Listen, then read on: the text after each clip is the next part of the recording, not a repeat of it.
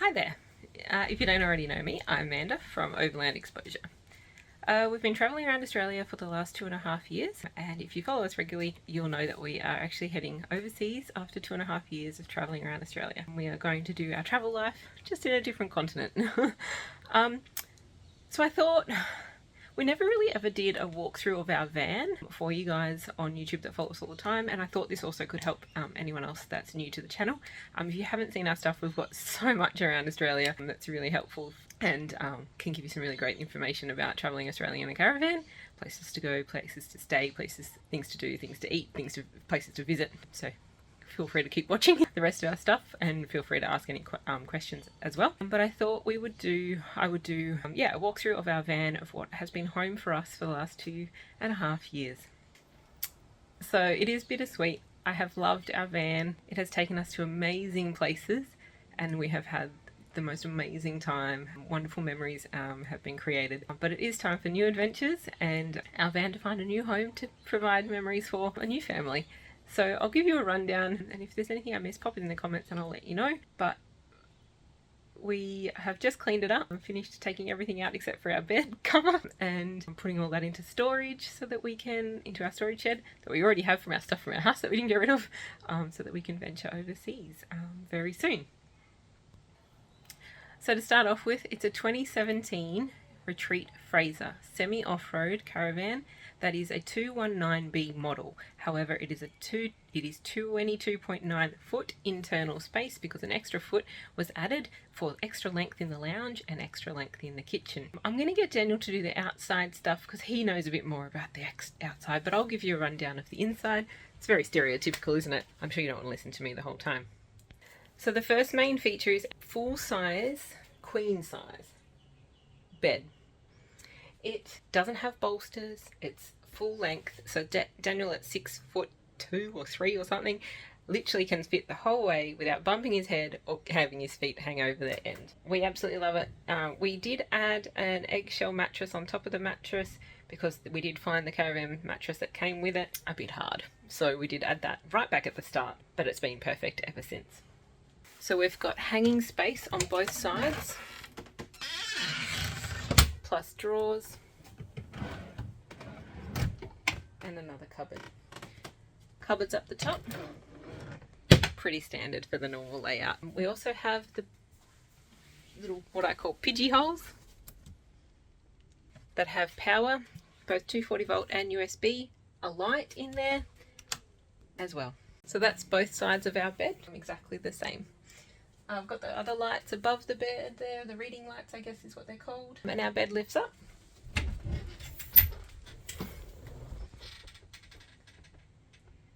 For a huge amount of storage under there. So we use that for our snorkeling gear. It's got our jack there for the changing tyre. It's got the diesel heater.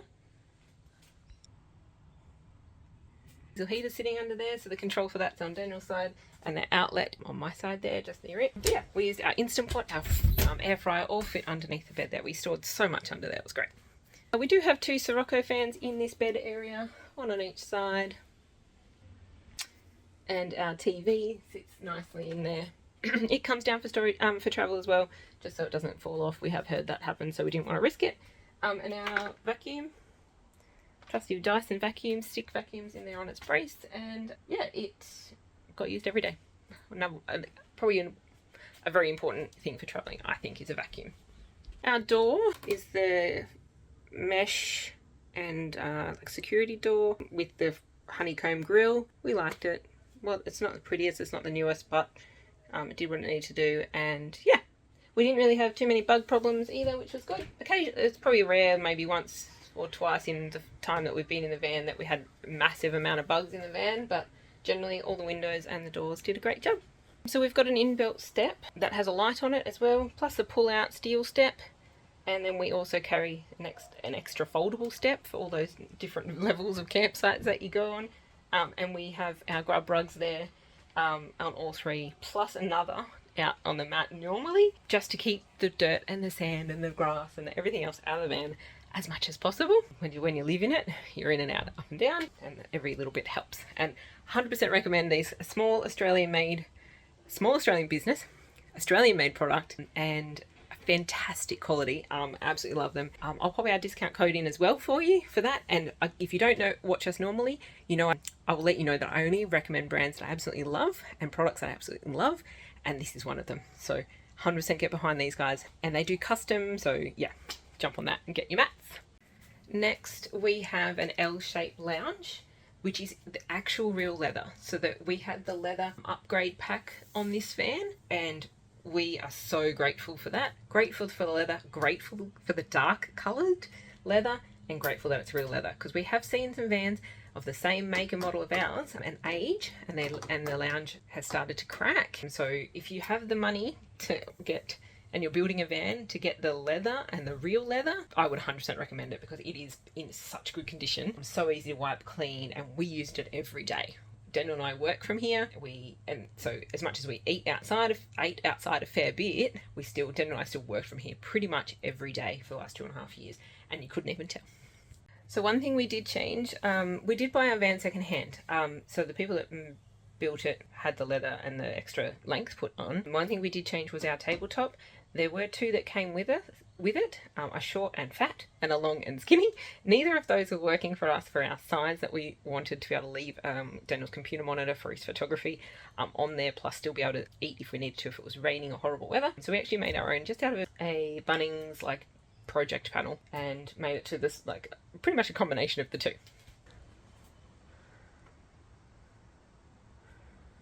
I will mention about the tables as well, in that we don't have one that is the automatic like push down or swivel movie ones, and that was a deliberate choice in our van of this 2017 model and Retreat, was because every time we went to look at a van and they had those adjustable tables, they wobbled, and wobbling tables while I'm trying to work or Daniel's trying to edit was just a no-go for us. So we got one that was solid, sturdy, and yes, you can remove the top and move it and it can become a bed and blah blah blah if you really want to. For us it wasn't necessary. We didn't need it as a fifth bed or anything like that. We just needed a solid table. So that was a definite deliberate choice for our 2017 Retreat Fraser. We have the whole lounge underneath is pretty much storage except for this end at the bed end, which is our hot water system. It's the tank one, which is electric and gas, and at the other end we have an inverter that we installed as an extra for like obviously 240 volt, and everything else is storage. Wheel arch under there as well. There is a drawer as well, so you can use that easy access for a bit of storage there, but you can also lift up the whole lounge, and there's a hatch thing under there that you can get to for sort of more long-term storage. Moving along, we have a Dometic fridge. I've got it on storage mode. So the fridge is a 190 litre Dometic. It is the old style with the push button latches, and we have never had them fail. We do know of people with the newer style that have had their fridge door latches just stop, work, break, or come open mid gravel dirt road. We've never had that. We always make sure we push and we hear that click and we know that they're secure, and they haven't let us down whatsoever. So there are some positives in the older van. Some of the older style things worked a little bit better than the new. Under the fridge is the water pump. It's just the standard sea flow, but it's actually one that we replaced and put in, because whichever one the van came with, I'm not sure if it was the original, if the other owner replaced it as well or whatever, but it was really loud and we were like, this is unusual. So we actually went and bought a new one, the sea flow, and replaced it, and it's much quieter, but it is also a pretty standard one that comes in vans now, so maybe that's a change that most companies have made. So we have a full oven, grill and cooktop, 3 gas, 1 electric, and gas grill, excuse me, an oven. I was adamant when we were buying our van 2.5 years ago that I needed an oven, because I love to bake, and I baked heaps when we lived in a house, and I really wanted to continue that hobby on the road. Reality was that the oven wasn't that great for baking. Things kind of cooked a bit odd, and I didn't really have the time, but funny enough. So I ended up kind of just baking on the Weber, and we cooked other things in the oven, and then we ended up with an air fryer. So it kind of just became a storage thing. So it really depends on your power setup, if you can run air fryer, or your hobbies, or how you like the food you like to eat, things like that, as to whether you need an oven. If I was to get a new van and we were staying in Australia and I got a new van, then I wouldn't get an oven now, because I know I can but as long as we had the power setup we still have that we could run an air fryer, then I wouldn't get it. So it all comes down to it just comes down to personal preference, really. Next along, got sink, and obviously it's just a stainless steel one side drain. We do have a water drinking fountain, filtered water, which we used all the time. 100% recommend that if you have that as an option. And yeah, just cupboards underneath, pretty general. We do have really big kitchen drawers. That extra foot in the bench here allowed for extra long drawers as well, which were really handy. We had lots of our stuff in there, and yeah, it was great. And nice big deep one for pots and things. But yeah, it was awesome, really good. We also have a pull-out pantry. I could give or take that. I don't think it's necessary. If it comes with a van, if you're looking at a second-hand van that comes with it, cool. We just had our sauces and salt and pepper and stuff like that. But I don't know how else you'd use that space, because you couldn't possibly have longer drawers because they're already really long as it is. So I think it's a good use of the space on the end there. Maybe shelves or something, I don't know. But we used it, we didn't mind it. There's no negatives. I just don't know if you need to be like, yes, I need a pull-out pantry type drawer. We've got the usual overhead cupboards on both sides. Microwaves up the top here. It's just a deluxe one, standard microwave. Entertainment system. These are our gauges, power, water, grey water, and then all the power system, like your chargers, the switches and all that hidden in the cupboard in here. Fuses and things like that. Forgot to mention the range hood. Pretty standard thing. Swift comes in. If you're wondering what these are our fruit baskets. I keep getting asked about these. Probably my #1 storage hack. Fusion lock from Bunnings, just the hooks. These are garden bed planters from Bunnings, wall planters. Usually come with coconut husks on the inside. I just hang the two like this on the wall. So that's how we had. Sometimes they ended up as bread baskets if Daniel bought too much bread. But yeah, they were awesome. Loved them. We did, if they were full, actually we got them off the wall and laid them on the bed to travel so that we didn't end up with marks on the wall from vibrations or whatever. If there's anything in the kitchen I haven't mentioned, let me know. There's one more cupboard under the oven there. It's just another cupboard. It's pretty standard. But yeah, if there's anything else in the kitchen I haven't let you know, let me know. I remembered. We've got a magnetic knife block here. We installed that before we left as well and loved it. All of our knives, even our tongs, anything that we used regularly, would put up here while we stopped, and then we'd take them down, wrap our knives in a tea towel, and put everything else just in the top drawer while we travelled. Come back out, done within 10 seconds. And it just made things easier rather than in and out of the drawers. Anything else, let me know for this area. I think I've covered everything. Heater. Oh, aircon. It's pretty standard. It's the Ibis 3 in this model. It's pretty standard. Worked well when we needed it. Never had an issue really. We don't have a dust reduction system at all. It's probably one thing that if we were to buy a new van we would put in or buy one with. We've got this scupper thing here. Oh, I can't see that. Hang on.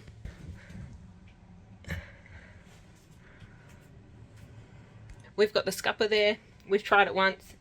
Didn't like how much dust still came in the van. Never opened it again. Don't think it works very well. So if you do have the money for a dust reduction system and you are getting a semi-off-road because you're going off-road or an off-road van, they'll tell you that dust doesn't get in. It does. We actually resealed everywhere possible with silicone, holes where pipes come in, everything we could, and dust still came in. So I would definitely invest in one of those. If we were like hitting the road now and the van I bought didn't have one, I'd put one in. I'd find the money for it. Hatches up here, love them, nice and big. We've got 2 of those, one here and one in Aria's room or in the bunk room area. So I love how big they are, and I love that we've got 2 of them because it makes the van nice and spacious with the light and the air. We've also got a front window.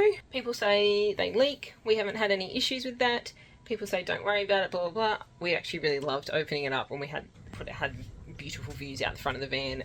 Again, really made the van feel nice and spacious as well when we opened it up. So I don't know if I'd get another one. I don't know if I'd be specific about it, but I probably would get another one. I'm not sure about that. It's been great, and I think I would miss it, but I'm not 100% sure on that. So if you've found a perfect second-hand van and it doesn't have window, I'd still get the van at the front, yeah, because it's not a deal breaker in my opinion. Definitely loved it though.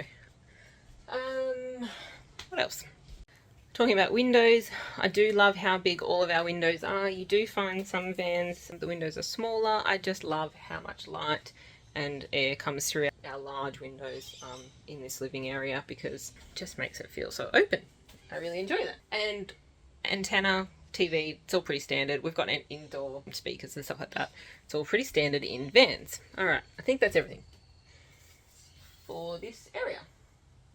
Moving into the bunk area, we have a concertina door. It is a thick one.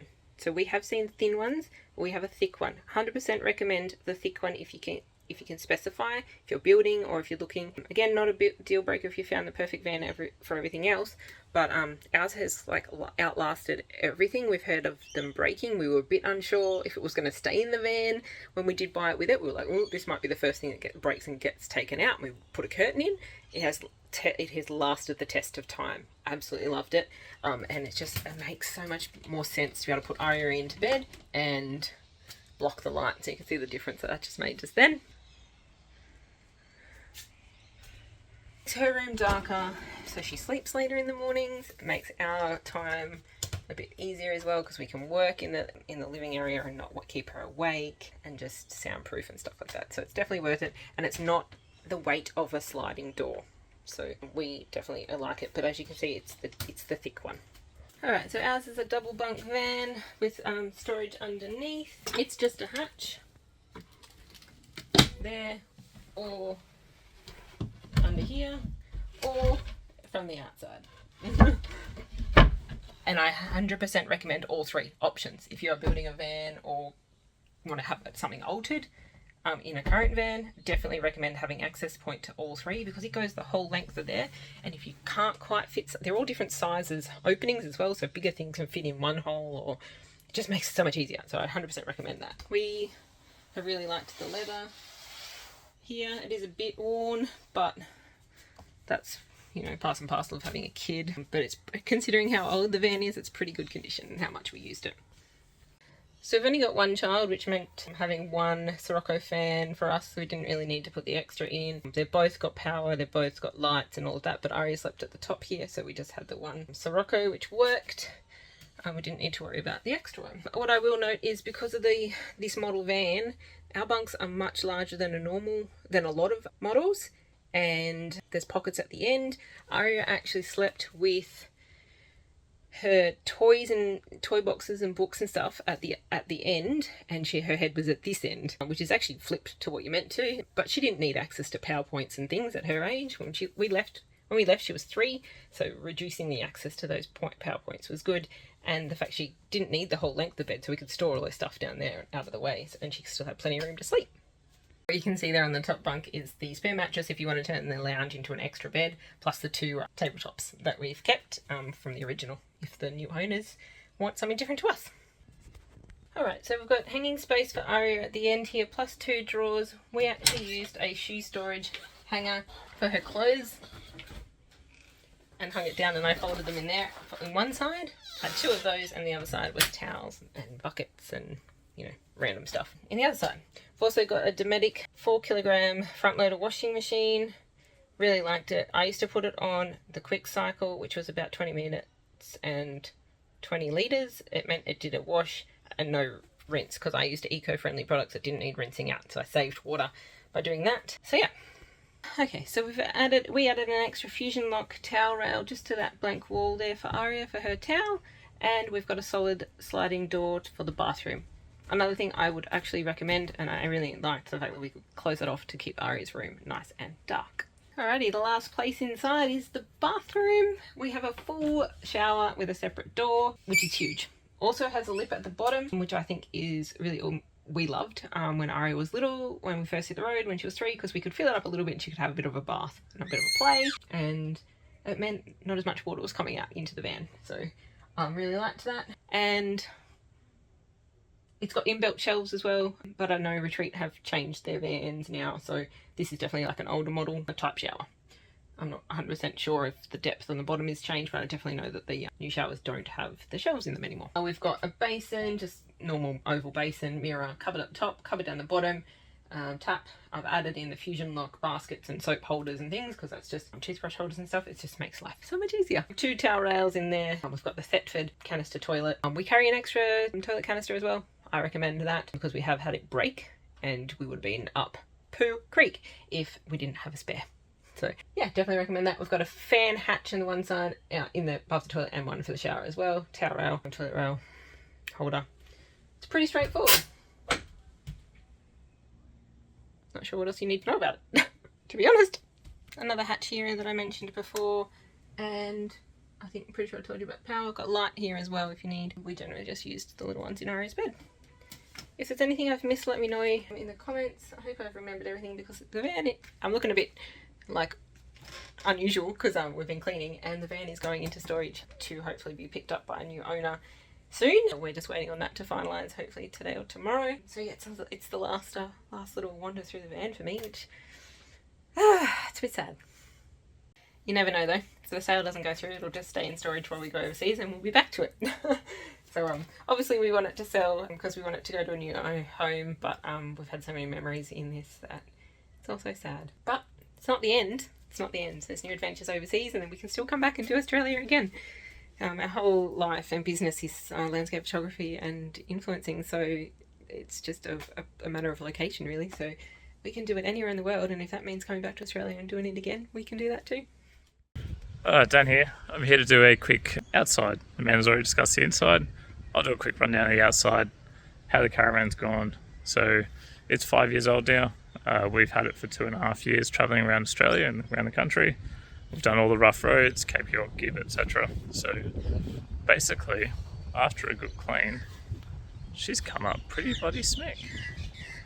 Now, one major thing that I will talk about is the back of the caravan. I don't know if Amanda talked about it or not, but water damage. We had water damage in the back. Rest.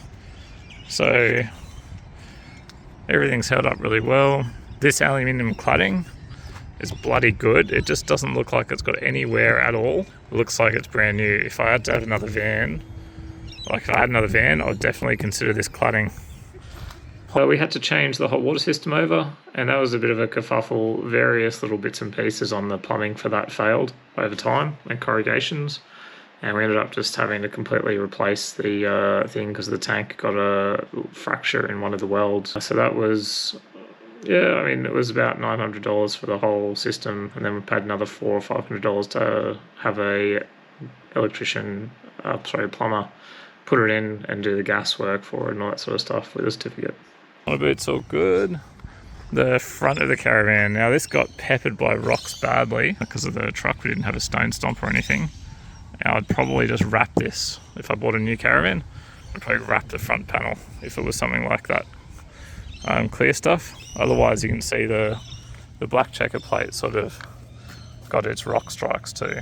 But I don't know if it looks worse or better. But yeah. The vinyl wrap off of the truck, and it's really like protected the truck really well. The paintwork from like 4-wheel drive scratches and stuff like that. So I think a nice thick film on the front of your caravan is probably a good way to go. Some other things that we changed and added to the caravan, we added a black jack, which is a really cool electric jack for the front of the caravan. Saves you having to use the stupid jockey wheel with the thing, and you're spinning it around and around trying to lift up the nose of the caravan, and it needs a bit of strength, so Amanda hated to do it. So I highly recommend that black jack. One of the other things we changed with our caravan, we changed the 2 AGM batteries to 2 lithium batteries, and that wasn't even for the benefits of lithium, it was mainly for the weight. So we turned 64 kilos of AGM batteries into 12 kilos of lithiums.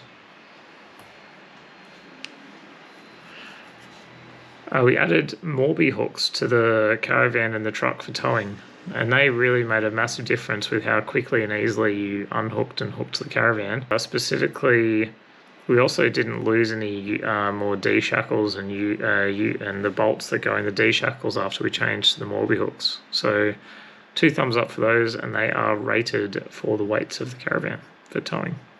We upgraded the caravan tyres from the stock Chinese ones that came on it. We upgraded them to BF Goodrich KO2s. We did that quite early in our trip, and they lasted the whole time because they're not driving tyres. They don't really wear that much.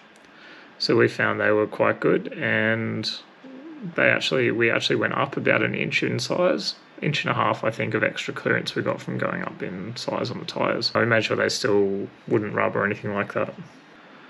We added an antenna and mast kit to the back of the caravan. That was really good for the 4G reception. And then when Starlink came along, we used it to get the Starlink dish up away from trees, which was excellent. Up the front of the caravan in the tunnel boot, we added a barbecue slide. Now that one, you can buy barbecue slides, they're quite expensive. We actually ended up going the tight-ass way and went and bought a fridge slide from King's, the 70-litre fridge slide, and just bolted that into the floor of the caravan tunnel boot. Yeah, all up, she's done us pretty well. The only thing I'm disappointed in is the water damage. So I guess in the end, summary for me is that I guess I want to answer the question of, do you need to spend $150,000 on a caravan to travel Australia? My answer is no. This is 70,000. This one, that's what it's worth now, and it has done 2.5 years and never let us down. Okay, yep, fridge kind of fell out, microwave kind of broke, blinds have broken over time. Everything has been fixable, and that stuff happens, and trust us, we've spoken to heaps of people, no matter what van you have, and no matter how much money you spent on a van, that stuff happens, trust me. I know people with brand new van, and their fridge fell out worse than ours. So, do you need a full off-road to travel Australia? I don't think so. Anywhere that you're taking a big van, anywhere you need full off-road, you're not taking a big van. Do you need a $150,000 van? No. Do you need a brand new van? No. Basically, my message to you is, if you want to go out and see Australia and travel Australia, do it. Get yourself set up the best you can with something that's going to do the job, but not put you in debt or put you in financial stress that you can't go, or make you wait 5 years of saving to get there just because you want a $150,000 van. If you can save up and get an $80,000 van, and that only takes you 2 years, and then you're out there doing it, do it, because you just don't know what's around the corner, and time is of the essence. Basically, you don't want to be like, I'm going to save for 5 years, and then something worse happens and you can't go. Just get out there and do it with the best you can, because it's the best life. Anyway, thanks so much for watching. I hope that was helpful. Pop information in the comments. We'll see you overseas. I hope you come along for the journey. It's going to be absolutely amazing. We'll see you when we see you.